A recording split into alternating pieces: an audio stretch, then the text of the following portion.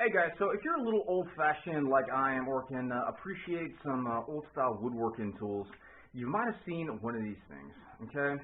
This is called a folding ruler, folding tip measure, alright? Something like that, for all kinds of names for these things, alright? Now, what exactly is this? Well, this is the dad of this, the standard, regular, old tip measure that we all know and love, okay? Now, long time ago in a galaxy far away, they actually were using these a lot more than they were using these, okay?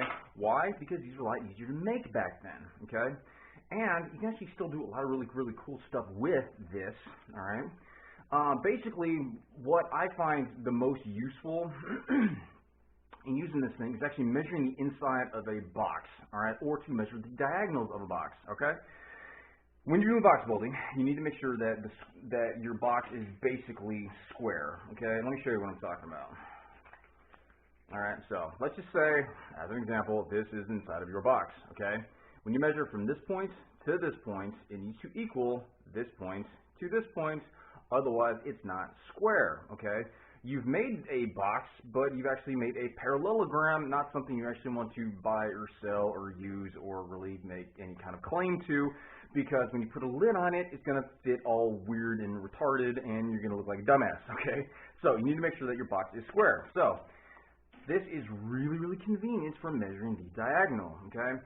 Basically how it works is you just, it's as simple as this. You fold the thing out, okay? This one goes out to, how far does this bastard go? One more fold.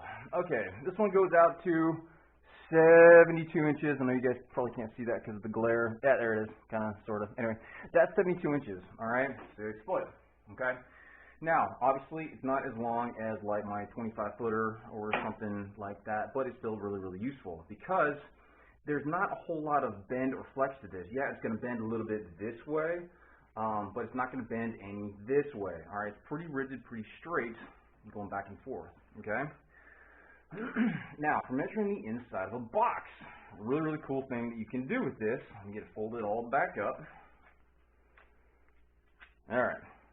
Cool thing you can do with this is, see right here, it's got the scale, 1, 0, blah, blah, blah, and it's got this little pit coming off right here, okay, a little bump. All right, this actually slides out, okay? Now, why is that important? Let me show you. When you're measuring the inside of a box, say, for example, the box is just a little bit wider than this, okay? You're going to drop this down inside your box, and then you're going to stretch it across this way, okay?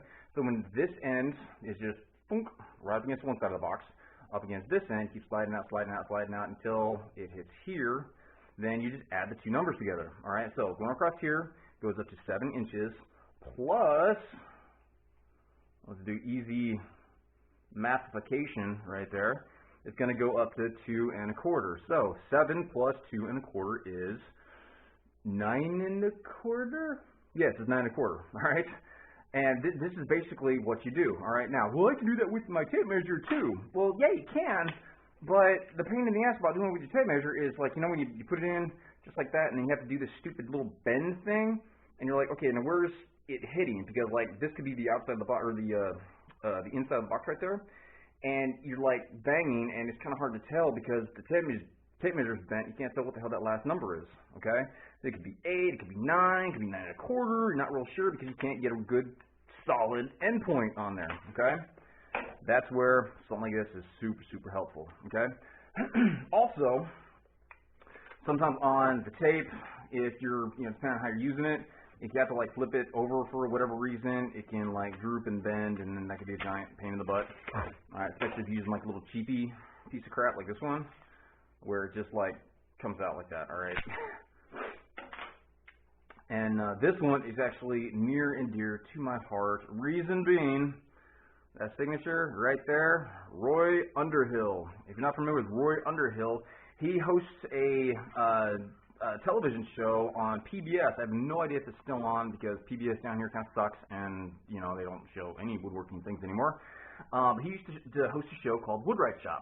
And what he would do is show people how to use these old-timey tools, and it wouldn't use any power tools or anything.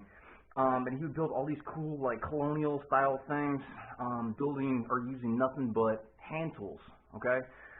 Great guy. I met him, I had the opportunity to meet him one time. I went to his workshop school in North Carolina.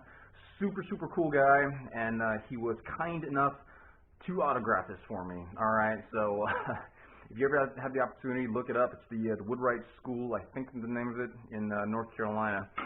But anyway, so that is the folding rule, and we all, all know and love the tape measure.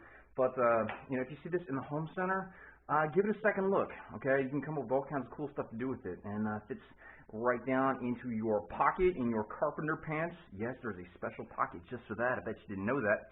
And anyway, questions, comments, concerns, complaints, whines, bitches, moans, and groans, leave them down below. Thanks for watching.